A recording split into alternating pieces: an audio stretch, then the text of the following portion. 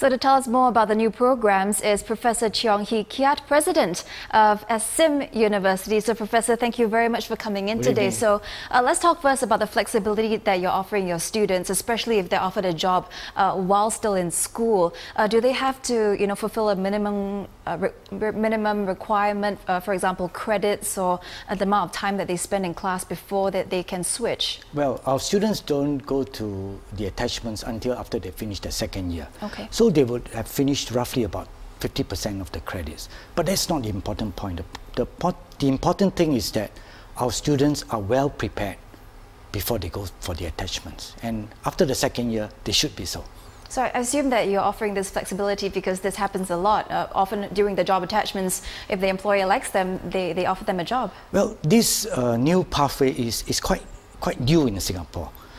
So that you don't have too many of these kind of instances where students go away for attachment and then find a job and then get a job and continue studies after that.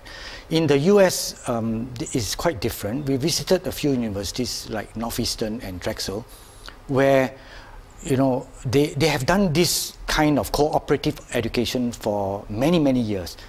And there we found that at least 50% of the students get retained by the employers who employ them during the attachment. So this is something that you're trying to encourage at SIM University? Yes, we hope that this phenomenon will grow in Singapore, and employers will indeed find this a benefit to themselves as they start taking our students in. So tell us a bit more about your integrated programs. How do they work? Well, our curriculum in the first place gets our students to put theory into practice. So, the projects they do, the assignments they do are all linked to real-world situations. Secondly, our teachers come with that kind of experience, and many of them also come from industry. And because of that, they bring the real world into the classroom, and it's not only real world, it is also real time. Thirdly, the attachments enable the students to see the real world for themselves. Okay. And we expect them to be prepared well before the attachments, and then on coming back they will do reflections and then bring these into their final year. So I was reading through the curriculum requirements they have to fulfill, and one of the requirements is compulsory overseas experience. So what do they need to do in order to fulfill that? There are various ways in which they can fulfill this. They can go overseas for an attachment. They can go overseas for a service learning project. They can go overseas for a week to view something to do with their own discipline or an industry. And we'll find various ways in which the students can fulfill this, including an academic attachment to an overseas university as well. Okay, but another requirement is 80 hours of community service. That sounds like a lot of community service. That's how seriously we treat this. We expect the student to initiate a project that is for the benefit of the community. For example, building a small structure, maybe doing some fundraising for the community, or perhaps teaching the community about good dietary practices.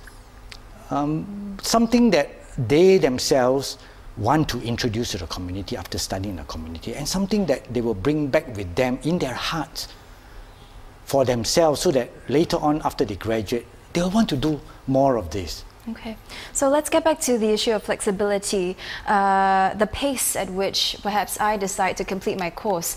Can I tailor it to my requirements if I have other commitments outside?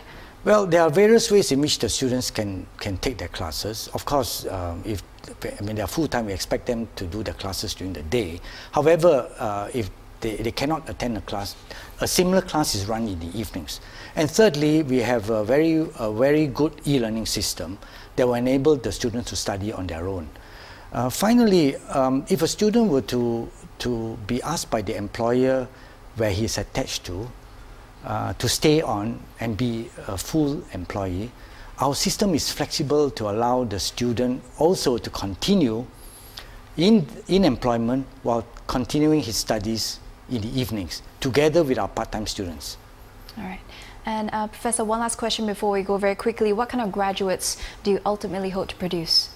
We would like to see graduates who are professionally oriented, they're skilled in their disciplines. Secondly, they should have a keen social conscience, wanting to do something good for the community. And thirdly, we hope that they'll become lifelong learners and they can do it on their own. All right. Thank you very much for coming in today. It was a pleasure speaking to you. Thank you. And that was Professor Cheong on the new full-time applied degree courses at UNISIM.